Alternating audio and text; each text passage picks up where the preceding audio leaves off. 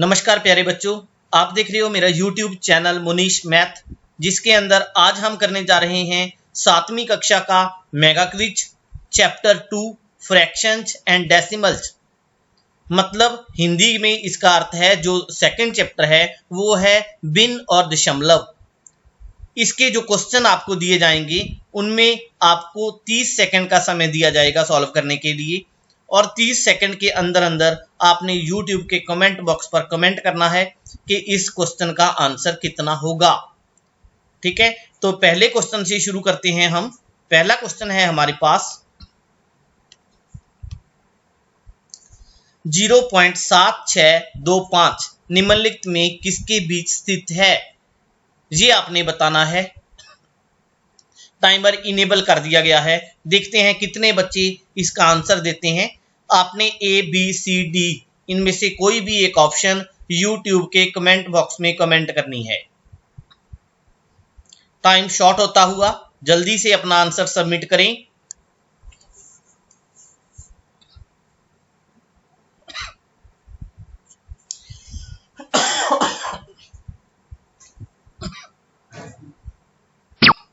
इसी के साथ ही टाइम समाप्त हो चुका है और इसका जो आंसर आएगा बेटा वो हम देखते हैं कितना आना चाहिए। देखें, इन्होंने कहा है कि ये संख्या किस किस के बीच में स्थित है। ठीक है, तो 7 6। सबसे पहले तो ये देखें कि इससे छोटे छोटे अंक पहले वाले कौन से हैं। यहाँ पे 7 7 है, इसका मतलब ये ऑप्शन नहीं आ सकती। 0.7 है जो वो इससे बड़ा है। यहाँ पे 0.7 फिर आ गया, इससे बड़ा है, ये ऑप्शन भी नहीं आ सकती। ठीक है, 0.76 0.76 दोनों छोटे हैं इससे, इसका मतलब या तो यहां से शुरू होगा या फिर यहां से शुरू होगा। ये तो सेम है ना। अब एंड देखते हैं इसका कहां पे होता है। अगर आप इसको देखें तो 0.761 जो है वो इस संख्या से छोटा है, इसका मतलब ये ऑप्शन भी नहीं आ सकती। ठीक है, तो यहां पे देखें 0.763 0.762 से, है ना, हमने 3 देखने हैं पहले। ये वाले 3 यहां देखें, ये वाले 3 इससे बड़े हैं, इसका मतलब क्या हुआ कि ये संख्या इससे बड़ी है। क्लियर है ना। तो इसका मतलब डी ऑप्शन है, ये जो संख्या है ये इन दोनों के बीच में स्थित है। क्लियर। उसके बाद प्रश्न नंबर 2। प्रश्न नंबर 2 से पहले मैं आपको कहना चाहता हूं कि ऐसे क्विज जो होते हैं उनके अंदर हर बच्चे का पार्टिसिपेट करना जरूरी होता है। क्यों जरूरी होता है? क्योंकि आप कितने ही क्वेश्चन सॉल्व कर लो, जो पेपर के अंदर मल्टीपल चॉइस क्वेश्चन बहुविकल्पीय प्रश्न आते हैं, वो उसकी प्रैक्टिस जब आप ऑनलाइन क्विज के अंदर पार्टिसिपेट करते हो तभी आपकी हो पाती है। इसलिए सभी बच्चों से अनुरोध है कि ज्यादा से ज्यादा बच्चे YouTube के कमेंट बॉक्स में कमेंट करें। ठीक है, कि इसका आंसर कितना आना चाहिए। फिर क्या हुआ, गलत हो जाएगा तो कोई बात नहीं, उसके बाद भी तो मैं आपको एक्सप्लेन कर देता हूं कि इसका आंसर कैसे और कौन सा आएगा। दूसरे प्रश्न पे आते हैं। दूसरा प्रश्न है हमारे पास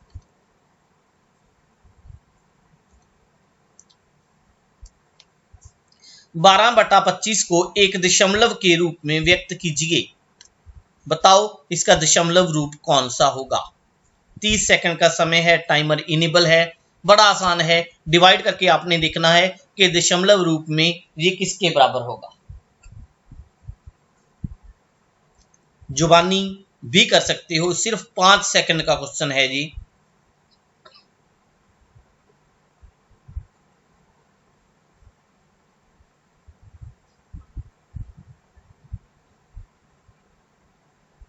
इसके साथ ही टाइम समाप्त हो चुका है और इसका जो बेटा आंसर आएगा वो हम देखते हैं कितना आना चाहिए। देखें, सबसे पहली बात के ऊपर वाला 12 है जो वो 25 से कम है। इसका क्या मतलब हुआ कि सबसे पहले तो हम 0 दशमलव ये लगा लेंगे।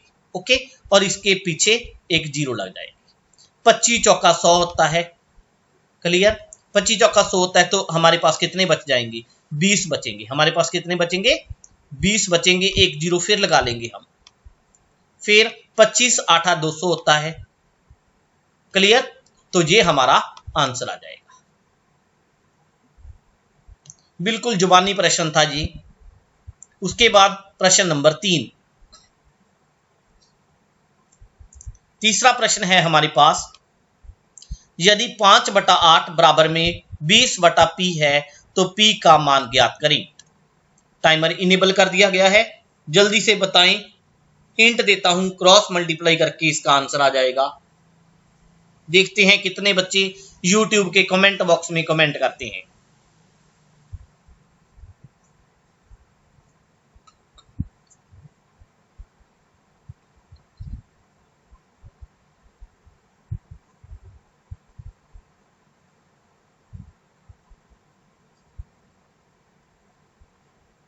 इसी के साथ ही टाइम समाप्त हो चुका है और इसका जो आंसर है आपके पास वो अब हम निकाल के देखते हैं।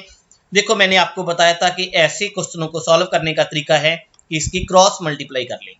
ठीक है, जब हम क्रॉस मल्टीप्लाई करेंगे तो हमारे पास आ जाएगा बेटा 5p बराबर में 20 गुना 8, यही आएगा ना, क्योंकि 5 को p से गुना किया, 20 को 8 से गुना किया। अब जब दूसरा स्टेप आएगा, ठीक है, सॉरी यहाँ पे 8 आना चाहिए था, 20 गुना 8। दूसरे स्टेप के अंदर यहाँ पे p आ जाएगी और जो 5 यहाँ पे गुना में पड़ा है वो किस में चला जाएगा, भाग में चला जाएगा। मतलब 20 गुना 8 बटा में 5। अब 5 के पहाड़े में 20 कितने पे आता है, 4 पे आता है, तो 5 चौका 20 होता है, 8 चौका कितना आ गया, 32। तो हमारा आंसर आएगा 32। क्लियर। उसके बाद अगला क्वेश्चन, क्वेश्चन नंबर 4, चौथा प्रश्न है हमारे पास, निम्नलिखित में कौन सा न्यूनतम रूप नहीं है। बड़ा आसान प्रश्न है, टाइमर इनेबल हो चुका है। ए बी सी डी में से कोई भी एक ऑप्शन आपने टाइप करनी है YouTube के कमेंट बॉक्स में। कौन सा न्यूनतम रूप नहीं है, मतलब किस भिन्न को हम आगे अभी और छोटा कर सकते हैं या काट सकते हैं। बड़ा आसान क्वेश्चन है बेटा। टाइम शॉर्ट होता हुआ जल्दी से कमेंट करें।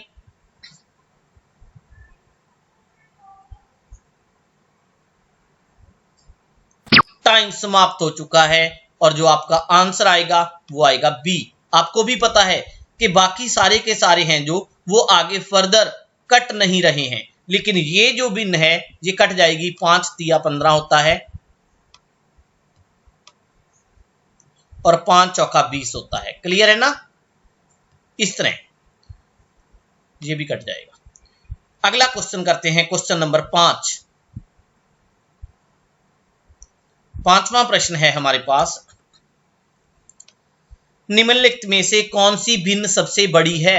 बड़ा आसान प्रश्न है बेटा, टाइमर इनेबल कर दिया गया है। छठी कक्षा में भी आप ऐसे क्वेश्चनों को कर पाए हैं। सबसे बड़ी भिन्न कौन सी है ये आपने बताना है। इसके अंदर ए बी सी डी में कुछ भी टाइप करें जो आपको लगता है कि ये सबसे बड़ी भिन्न है।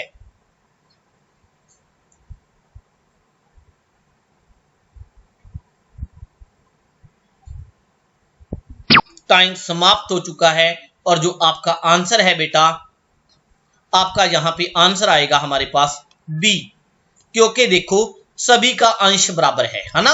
यहां पे सभी जो भिन्न हैं उनका अंश क्या है, समान है। अगर सभी का अंश समान है तो वो भिन्न सबसे बड़ी होगी जिसका हर सबसे छोटा है। समझ लगी।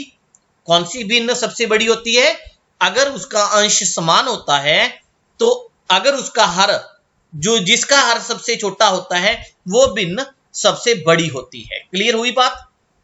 देखो एक और तरीका भी है इसको समझने का। 5 को 7 भाग में बांट दिया, 5 को 6 भाग में बांट दिया, 5 को 9 भाग में बांट दिया, 5 को 8 भाग में बांट दिया, तो किसके भाग सबसे बड़े होंगे, क्योंकि जिसको हमने कम भागों में बांटा है। क्लियर बात। उसके बाद क्वेश्चन नंबर 6, छठे प्रश्न के अंदर इसी का उल्टा प्रश्न है, निम्नलिखित में से कौन सी भिन्न सबसे छोटी है। टाइमर इनेबल हो चुका है। सभी बच्चे कमेंट करेंगे YouTube के कमेंट बॉक्स में, सबसे छोटी भिन्न कौन सी है।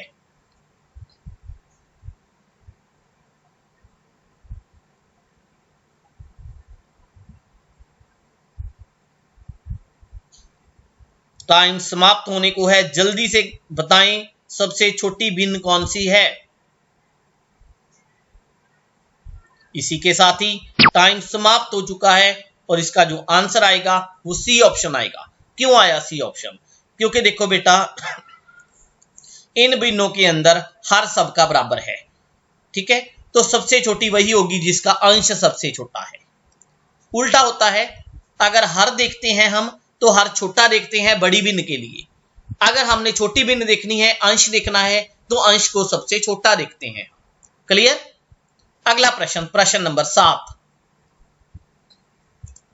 7वें प्रश्न में 0.07 प्लस 0.008 किसके बराबर है? जुबानी आप इसका आंसर दे पाओगे, बड़ा आसान प्रश्न है। ABCD में कुछ भी YouTube के कमेंट बॉक्स में टाइप करें और इस क्विज के अंदर अपनी भागीदारी सुनिश्चित करें। देखते हैं कितने बच्चे आंसर दे पाएंगे। वेरी गुड, बहुत अच्छी बात है, कर रहे हैं कई बच्चे कमेंट।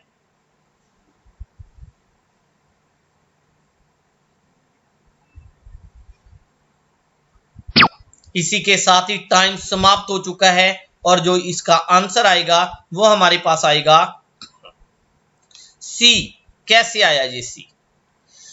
देखिए बेटा, सी कैसे आया। पहली बात तो ये है कि दशमलव के इसके पीछे कितने डिजिट हैं? 3 हैं।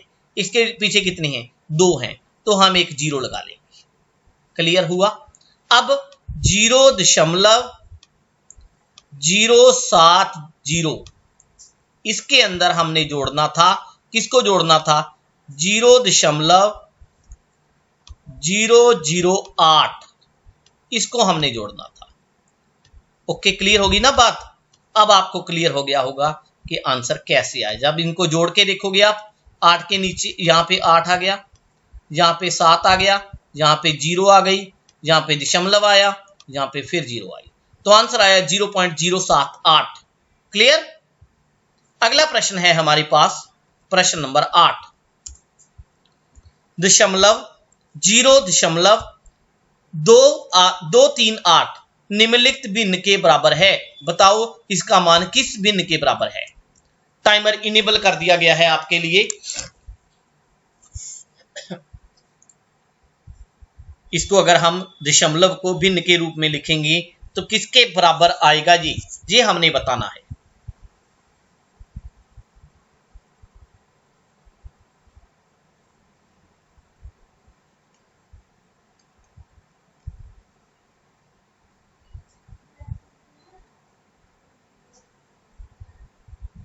टाइम समाप्त हो चुका है और जो इसका आंसर आएगा बेटा, आंसर हमारे पास है ए पार्ट।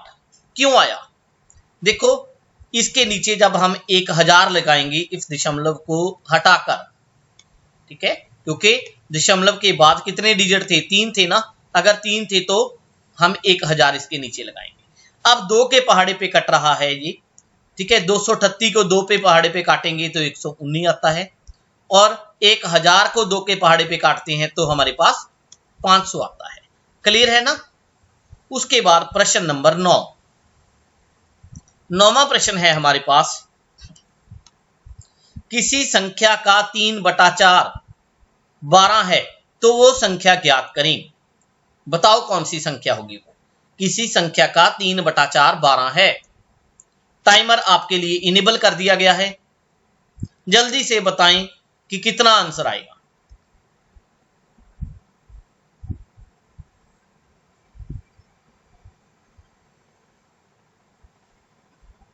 किसी संख्या का 3/4 12 है तो वो संख्या कौन सी होगी? बड़ा आसान प्रश्न है। टाइम समाप्त हो चुका है बेटा और इसका जो आंसर आएगा आपके पास वो आएगा 16। क्यों आया 16? देखो, x मान लो वो संख्या कौन सी थी? x थी। अगर इसको हम 3/4 से गुना करते हैं तो हमारे पास आंसर कितना आना चाहिए?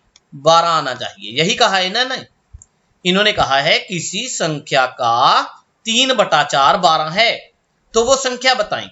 जब हम x का मान निकालेंगे फिर तो कैसे निकालेंगे x का मान? 12 गुना में जो भाग में पड़ी होती है, जैसे 4 भाग में पड़ा है तो ये ऊपर चला गया, ठीक है। जो ऊपर गुना में था 3 वो नीचे आ गया। अब 3 चौका 12 होता है और 4 चौका 16, हमारे पास आंसर आ जाएगा। ओके बेटा, अगला प्रश्न, प्रश्न नंबर 10, 10th प्रश्न है आपके पास। 60 फिर 30 फिर 15, इसके बाद कौन सी आएगी? 10 आएगा, 5 आएगा, 15/4 आएगा या 15/2 आएगा, ये बताना है आपने। बहुत आसान प्रश्न है, 30 सेकंड का समय है। लगभग सभी बच्चे YouTube के कमेंट बॉक्स में कमेंट करें।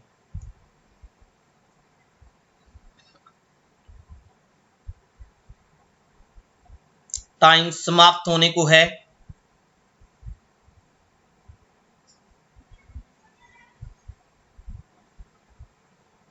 इसी के साथ ही समय समाप्त हो चुका है और जो आपका आंसर आएगा वो आएगा डी। कैसे आया डी? देखो बेटा, अगर आप इसको ध्यान से देखें, 60 से आधा 30, 30 से आधा 15 और 15 से आधा 15/2। बात क्लियर हुई है ना?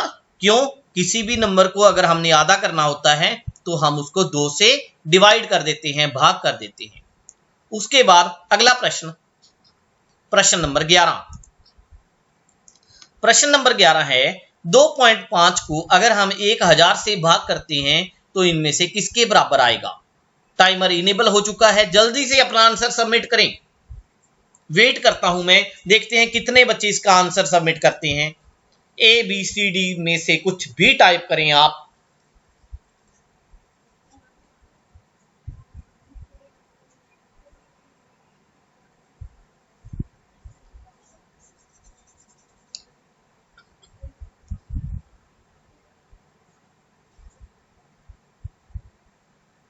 टाइम समाप्त हो चुका है और इसका जो आंसर आएगा आपके पास वो देखते हैं कितना आना चाहिए। वो आएगा बी ऑप्शन आएगी इसकी। वो कैसे आई बेटा? देखो, जब भी हम किसी नंबर को भाग करते हैं तो उसका जो दशमलव होता है, ठीक है, इसके अंदर कितनी जीरो हैं? 3 जीरो हैं, ठीक है। तो इसका दशमलव 3 स्टेप आगे की तरफ भागेगा, ठीक है। कितने स्टेप? 3 स्टेप। एक स्टेप में तो 2 ही आ गया, दूसरे स्टेप में कोई नंबर नहीं है तो हम क्या लिखेंगे? 0। तीसरे स्टेप में कुछ नहीं है तो हम क्या लिखेंगे? 0, ठीक है। तो 3 स्टेप ये यहां पे भाग गया तो यहां पे दशमलव आ जाएगा और इसके आगे हम 0 वैसे ही लगा लेते हैं। तो इसका आंसर कितना आएगा फिर? 0.0025 जी आंसर आना चाहिए इसका। क्लियर हुआ कि ये इसका जो स्टेप है वो आगे की तरफ भागता है। जो इसका दशमलव है, जितना उसके अंदर जीरोस पड़ी होती हैं उतने स्टेप आगे की तरफ वो भागता है। अगला प्रश्न देखते हैं।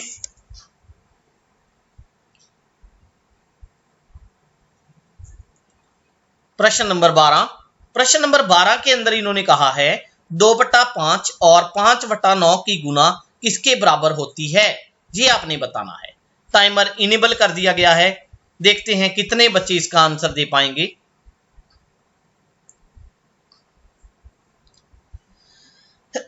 बहुत आसान प्रश्न है बेटा, ये बहुत ही आसान प्रश्न है। 2/5 और 5/9 की गुना।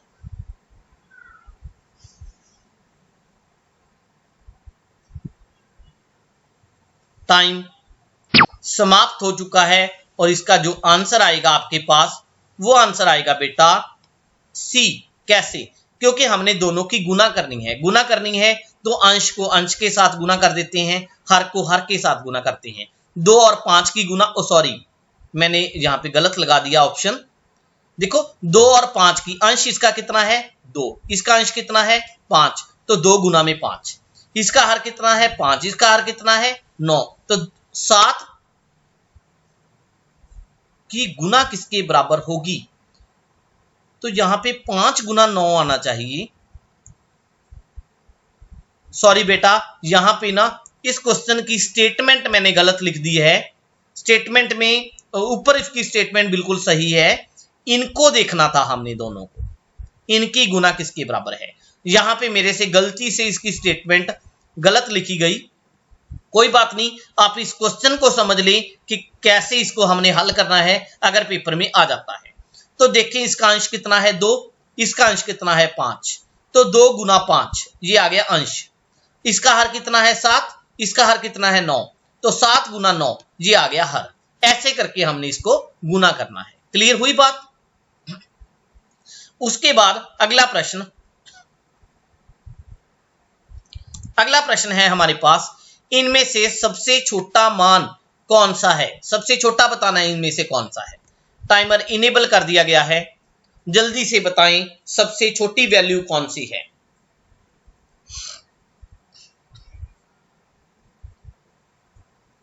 सबसे छोटी वैल्यू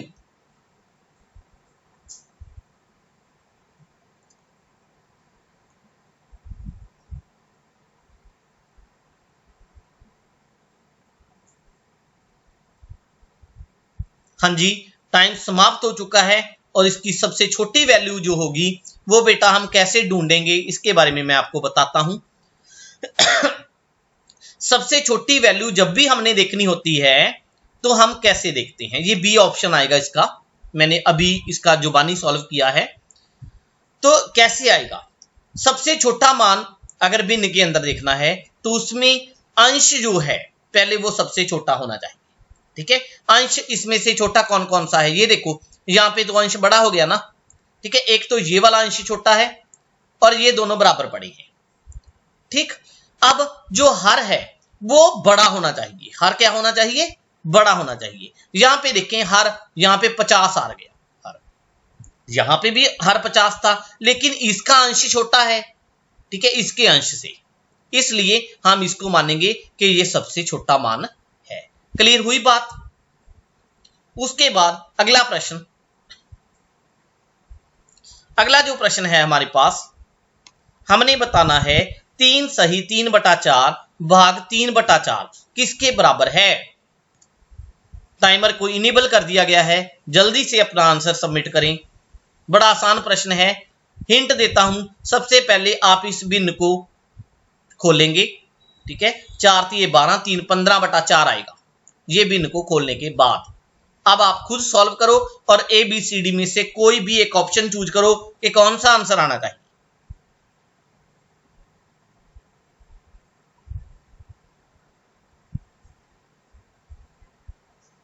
टाइम समाप्त हो चुका है। इसका जो आंसर बेटा आएगा आपके पास, देखो जब हम इस भिन्न को खोलते हैं तो हमारे पास क्या आता है, 4 3 12 3 15, इन दोनों को गुणा होती है, 3 इसके अंदर प्लस होते हैं, 4 3 12 प्लस 3 15, 15/4।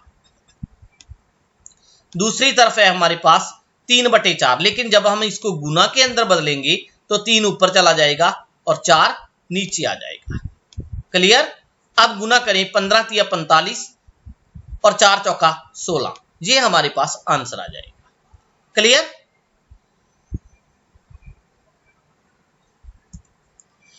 इसके बाद हमारे पास प्रश्न है 3 गुना 2/3 किसके बराबर है। इन्होंने पिक्चर यहां पे दे रखी हैं, 3 गुना 2/3 बताना है किसके बराबर है। बड़ा आसान प्रश्न है, टाइमर इनेबल कर दिया गया है, जल्दी से कमेंट करें कि कौन सी ऑप्शन आएगी।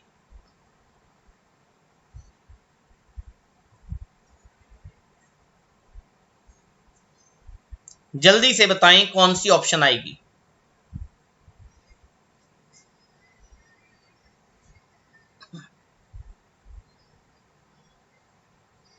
टाइम समाप्त होने को, और टाइम समाप्त हो चुका है। इसका आंसर आएगा बी। बी कैसे आया बेटा, देखो 2/3 मतलब 3 में से 2 भाग भरे हुए हैं, और कितने बार भरे हुए हैं, 3 बार। देखो 3 यहां पे देखो 3 बार तो है ही, ये 1 बार 2 बार और 3 बार, और तीनों बार देखो आप 2 में से कितने भाग भरे हुए हैं, सॉरी 3 में से 2 भाग, यहां पे भी 2 भाग फिल हैं, यहां पे भी 2 भाग फिल हैं, यहां पे भी 2 भाग फिल हैं, मतलब ये भी हमारे पास 2/3 है, ये भी 2/3 है, ये भी 2/3 है, तो 3 गुना 2/3 यही ऑप्शन बनती है। क्लियर। इसके बाद अगला और लास्ट प्रश्न है हमारे पास, इसका जो योग है इसके बराबर है। ठीक है, तो बताएं इनमें से कौन सी ऑप्शन इसके लिए फिट बैठती है। टाइमर इनेबल कर दिया गया है आपका।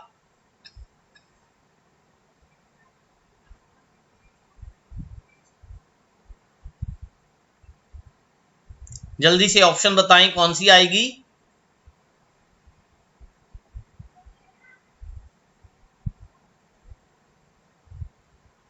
टाइम समाप्त होने को है।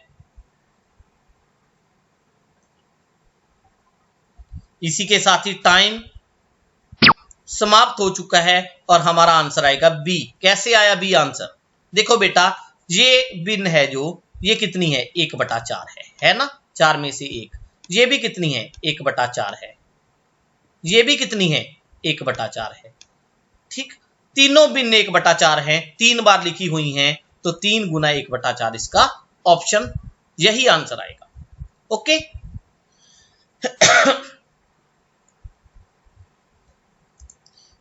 और इसके बाद एक लास्ट प्रश्न मेरे पास और है।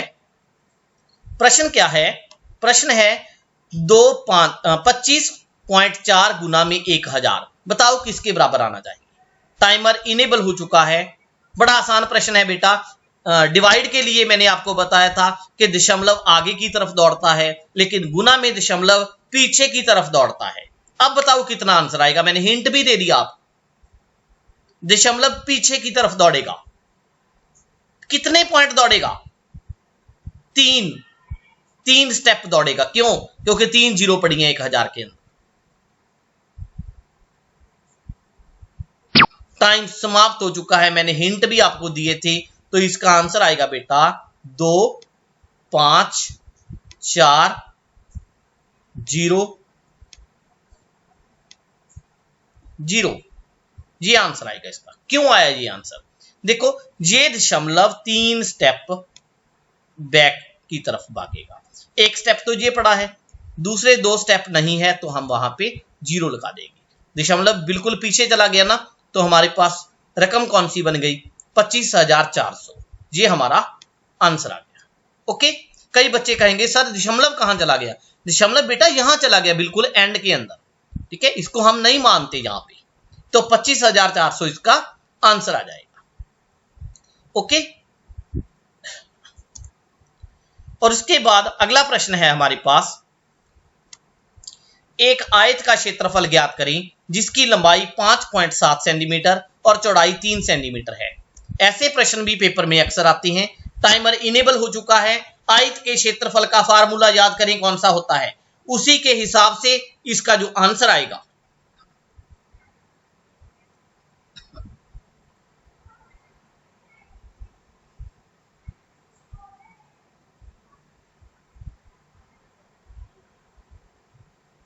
टाइम शॉर्ट होता हुआ,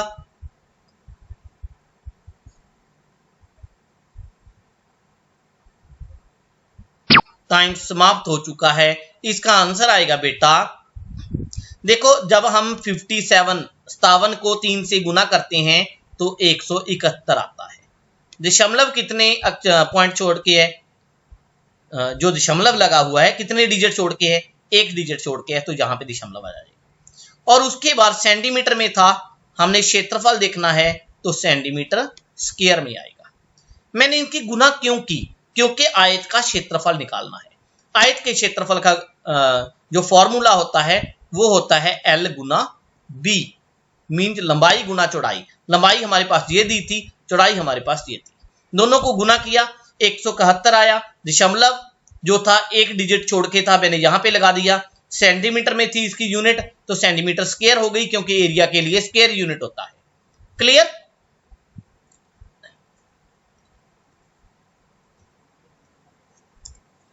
इसके बाद अगला प्रश्न है हमारे पास, सैली अपने बगीचे में 4 पौधे एक पंक्ति में लगाती है।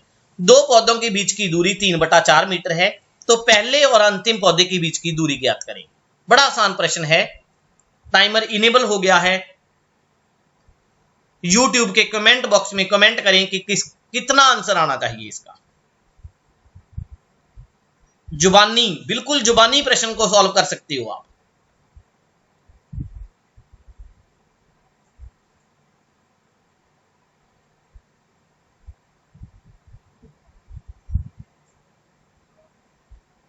टाइम समाप्त होने को है,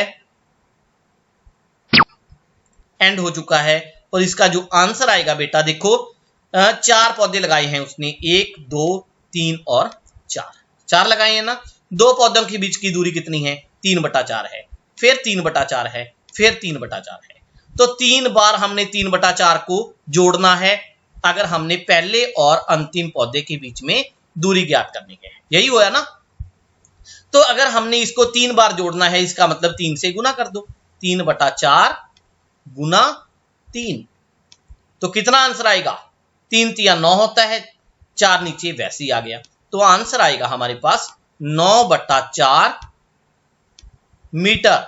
ये हमारे पास आंसर आएगा। अगर आपके ऑप्शन के अंदर आंसर मीटरों में ऐसे 9/4 नहीं लिखा तो आप इसको दशमलव में खोलोगे। कैसे दशमलव में खोलोगे? 4 दूनी 8 होता है, ठीक है, फिर बच गया 1, फिर 4 दूनी 8, फिर बच गए 2, 4 5 20, मीन्स 2.25। ये आंसर आ जाएगा। आप इसको डिवाइड करके देख लेना, बड़ा आसान है जी।